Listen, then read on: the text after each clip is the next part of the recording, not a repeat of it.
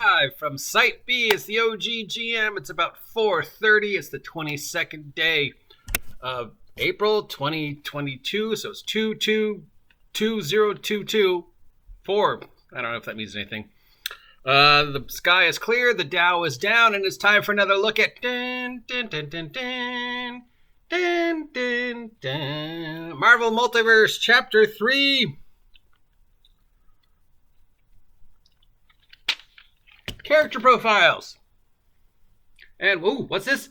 Agent Coulson looking at a picture of Susan Storm. Fantastic Four in the MCU confirmed.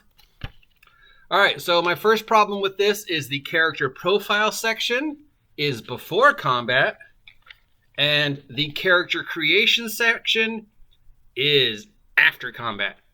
This should be one section, and they should be before combat, not after combat. I should know how to make a character before I take him into a fight, and character profile and character creation do not need to be separate chapters. They could be one chapter. All right, so what is in character profile? Well, first we have character data. Like, what is your character's name? Code name, real name, gender, race, job. Noticeably missing is age, eyes, hair, skin, distinguishing features, occupation, blah, blah, blah, blah, blah. This is straight out of the Marvel Guide to the Universe type stuff. And then it defines what all these things mean. First, what do the ranks mean?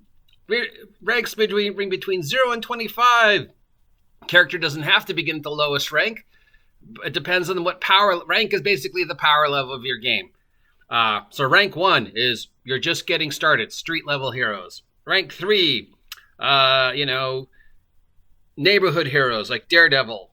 Rank 10, formidable superheroes like Spider-Man or Alpha Flight. Rank 15, really powerful superheroes like Captain America. Or rank 20, ultra powerful characters like Thor, Doctor Strange, or the Hulk. And rank 25 is, interstellar characters like Silver Surfer and Galactus. I don't know about this. This should either be power level, right? Like street level, standard, comic book, or, it should have the names like in phase rip, like feeble, excellent, amazing, unearthly, Hulk-like, interstellar. Okay, then we have our archetypes. Archetypes are our classes, because all superheroes fall into archetypes, right? Brick, energy blaster, speedster, inventor, except for Spider-Man, because he's just a mess. He's an inventor, he's a brick, he's a martial artist, he's got spider powers, he's a detective, he can go toe-to-toe with street-level heroes, but he's also going toe-to-toe with galactic heroes. So, yeah. So our archetypes are blasters, guys who shoot energy blasts. Bruisers, big tough guys. Geniuses, Tony Stark. Polymaths, they're jack-of-all-trades characters because they couldn't come up with enough archetypes. So pretty much your characters like Spider-Man, the Punisher, Daredevil, guys who have a little bit of everything are going to fall into the polymath. Most of your characters are going to be polymaths. Protectors, characters who assist, defend, and support their allies. Susan Storm. And strikers, agile martial art types. Okay? And then we got a picture of Sue Storm in her future Foundation costume stopping some monster. So our stats are, because we had to spell out Marvel, might, measure of physical strength, agility, coordination reaction, resilience, which was stamina and toughness, vigilance, situational awareness, ego, self-confidence, personal magnetism, and logic, powers of region and insight. So, there we go. It needs some type of stat to define combat, because as we've already been hearing from the playtest, really strong characters with high might are also apparently experts at martial artists, because might is also the stat that covers hitting things. Now, might should cover how much damage you do when you hit things, but dodging and martial arts stuff, no, there's a reason why Spider-Man can fight rings around the Incredible Hulk. He's got combat skills and he's got the agility. There's a reason why, Shang-Chi and Iron Fist, who are basically just martial artists, and Batman, who's basically just a martial artist, who can go toe-to-toe with characters like Batman goes toe-to-toe with Solomon Grundy because he's an expert martial artist. It has nothing to do with his strength. So that needs to be things, because right now it seems like the more higher your strength is, the better you are at hand-to-hand combat, and those two are not always the same. All right, then we have our ability checks, which we've already talked about. A character's ability score is scattered to any action check made using that ability. A character also has ability modifiers based on their archetype, and those modifiers increase with rank. So each class has its own bonuses, and those bonuses go up as you level, or as your rank go higher. So a rank 1 egoist is going to have different bonuses and modifiers than a rank 10 egoist, and a rank 10 egoist is going to have different bonuses and modifiers than a rank 10 blaster, which explains our character sheets, where we have these weird numbers. We have a stat, but then we have the modifier and the defense. I would almost just get rid of the stats and just have modifier and then the defense, or have the stat and get rid of the modifier. One of the other. This is just, I add this and then this. That's a lot of math for a superhero game. All right, then we have health. Health is determined by the character's archetype and rank. In addition, multiply the character's resilient ability score by their rank to their health. So if you're a rank 1 egoist, you get a bonus, you get your starting health, and then you multiply that by your resilience to get to your health.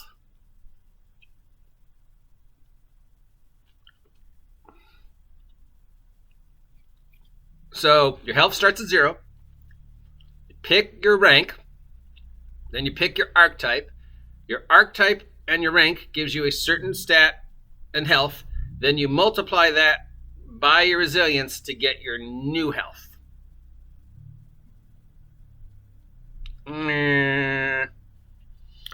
Focus. Character's focus represents their capacity for concentration.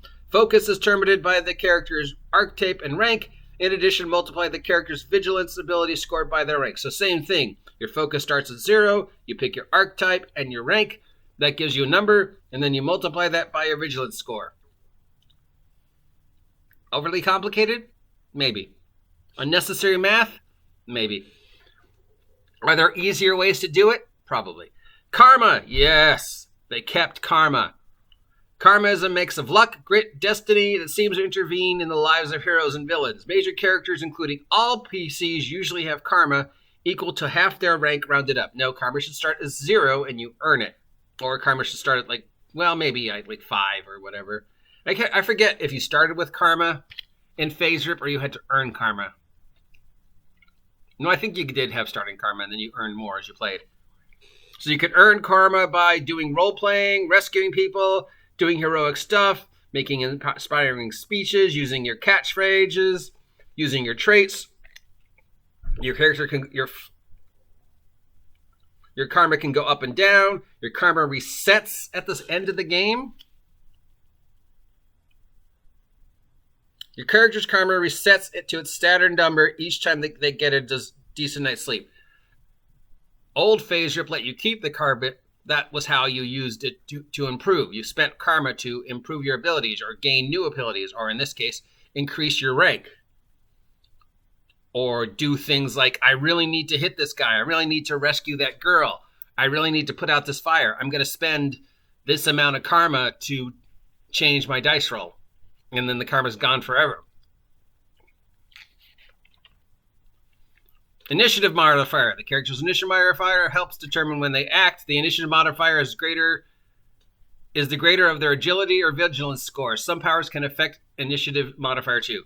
So if you have a high agility, it's based on your agility. If you have a high vigilance, it's based on your vigilance. So there's no favoritism for speedsters. I like that. That's definitely a plus. Speed. How fast the character goes. Base running speed for most characters is 25 feet per round. This can be modified by the character's agility and size. Was there a size stat? Damage.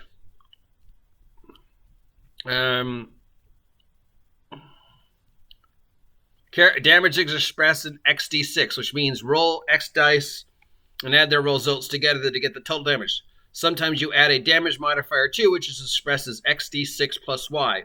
For example, 3d6 plus 12 means roll 3 dice and add the results, then add 12. The most dice you're ever going to need for this game are 3d6. You just roll the dice and then total them up and then add the modifier. The Marvel dice works normally for damage, so you don't get the 616 bonus for damage, only to hit and skill checks.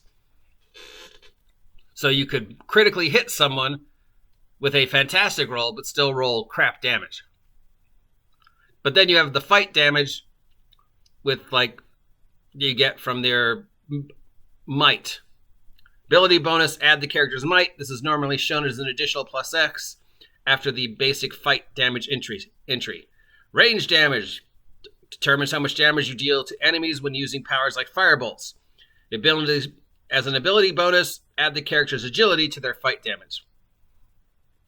Size. A character's size is normally ordinary. Pursuit and powers or trades can lead a character being bigger or smaller. The combat chapter covers this in more detail.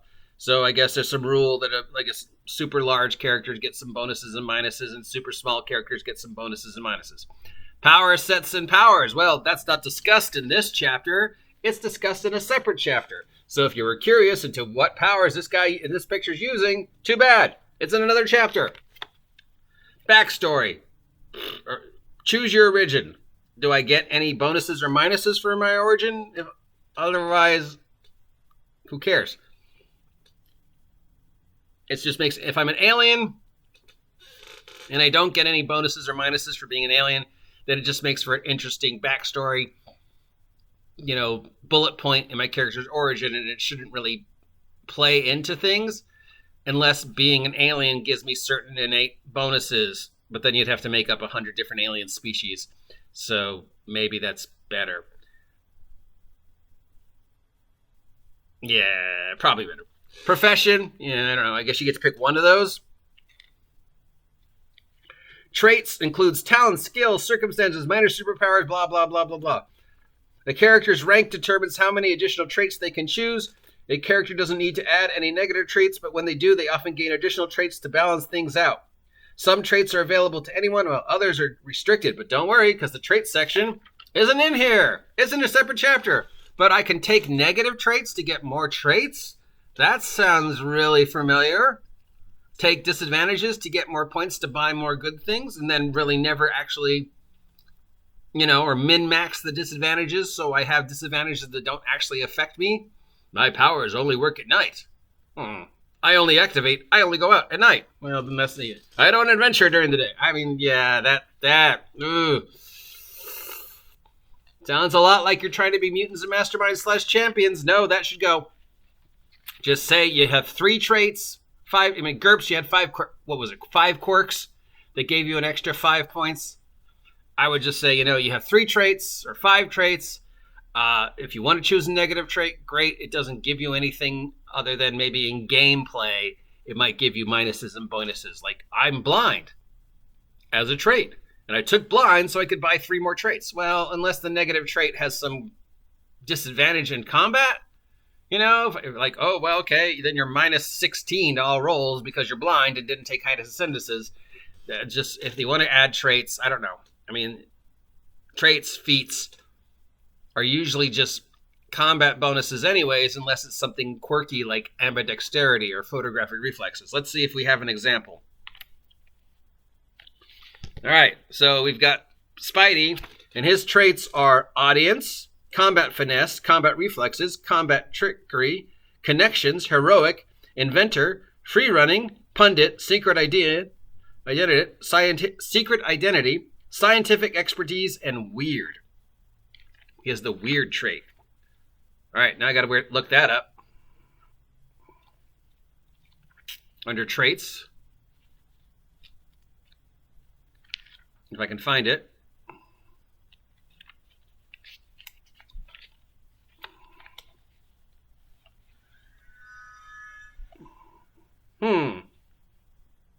It's not in the table of contents. But we can go to page 52. A character has something weird or even wonderful about them. This causes people to have strong reactions to them, both good and bad. They have an edge on all ego checks against people inclined to like them, and trouble on all ego checks against people inclined to dislike them. So people who like you, and people who dislike you, dislike you. But we know we don't like the edge and trouble rules, so I don't really know about this one. I mean, I like the fact that they've included weird/weirdness magnet as a trait, and that it's both bad and good. But do we like the traits? Do we not like the traits? I don't know how I feel about them. I guess we need to see how you build an actual character. And that's it. That's core character breakdown. It tells you what all the things on a character sheet means, but it doesn't tell you how to build a character. So we know what all these numbers and names mean. We don't know if we really like this math. It feels sort of extra clunky. And this game is far more crunchy than it needs to be. And it's far more gimmicky than it needs to be. Edges and trouble, that's a gimmick. The 616, that's a gimmick. Having the stats spell out Marvel, that's a gimmick. And I get it because you're trying to capture some field. But you're going against a huge market of other superhero games. So really the only thing you have going for you is the fact that you have the official Marvel rights. And let's face it, there's been 5 Marvel role-playing games? None of them have done well. FazeRip has a very active fan base, but in regards to how long FazeWhip was around, then there was 2 or 3 others. None of them have really done well because either the systems didn't really appeal to them, plus superhero role-playing games are such a niche genre, and, there are better superhero role-playing games. If this is going to have wheels, if this is going to sell, if this is going to be carried at my friendly local game store, the Dreamworld Collectibles here in Ventura, California, and sell, it needs a system that can be play-tested, played, demoed quickly, and learned quickly, and appeal to the kind of people who are going to want this, which are kids who want to play Spider-Man. But, I can make Spider-Man in any of the other 6 superhero role-playing games I own. So all you have going for you are these unnecessary gimmicks. And I get it. Having the stats spell out Marvel is cute. Having the 616 dice roll is cute. Edges and trouble sound like something you'd have in a comic book, so it's cute. But yeah, no. Not if it's crunchy and clunky and doesn't work and an unnecessary counterintuitive. 616 is counterintuitive. It's quirky, it's new, it's different, it's unique, but it's counterintuitive. So I want to love this game, and I'm hoping that the playtesting of this and the comments that we're making on the Reddit and on the Discord and on the survey are actually going to count, because I'm not paying $75 for this a year from now, knowing what I know now. Right now, I am more disappointed than I am excited. It has some things in it that I love, karma, but if I'm comparing it to FazeRip is still better. If I'm comparing it to Villains and Vigilantes, Heroes Unlimited, Champions, Golden Heroes, Ascendant, Bash, all those do this better. You're just being quirky for the sake of being quirky, and it's not gonna work. I'm sorry. So right now, as of today, while there's a few ideas in this I like, I could do this better. If I were to write this, the official Marvel Multiverse role-playing game, I would do this better. Or I would just use a system I already have that I like and just say it's in the Marvel Universe. This has some good potential, but right now it's just kind of disappointing, which sort of hurts. I really wanted it to be more like FazeRip, or at least I really wanted it to be a streamlined version of either be Mutants and Masterminds Champions or be a rank-based system. Don't try to be both. Don't try to be D&D with your archetypes. Don't try to be the age system with 27 different ways to do the same thing. Don't try to be other games. There are other superhero role-playing games out there that have more wheels going for them than this will. All you have going for you right now is this. But this needs to be a system I can run continuously, either in the Marvel universe or make my own characters and have my own universe and have it be a competitive superhero role-playing game with the other games on the market. Otherwise, it's going to vanish as quickly as it came out. And if this is what the game's going to look like a year from now, I'm not paying $75 for this because I already know this is not something I want. When I can just break out Phase Rip or Villains of Vigilantes or G-Core or Phase Rip Marvel or Heroes Unlimited or any of the other superhero systems I know. So, yeah. Some good ideas, but right now, kind of disappointed, which sort of hurts. Anyways, what do you think? Let me know if you want me to continue with this, because our next chapter is combat, and that could take a while. Or if you want to stop right now. If you appreciate this content, let me know. If you don't appreciate this content, let me know, because I can't fix it if you don't tell me what's broken. Till next time, I've been the OG GM, so hopefully if you do get bitten by a radioactive termite, you get actual superpowers and you don't die from radiation poisoning, because that would be bad, and I don't want anybody to die. Yeah, that was dumb. All right, have a great week. I will talk to you soon. See ya.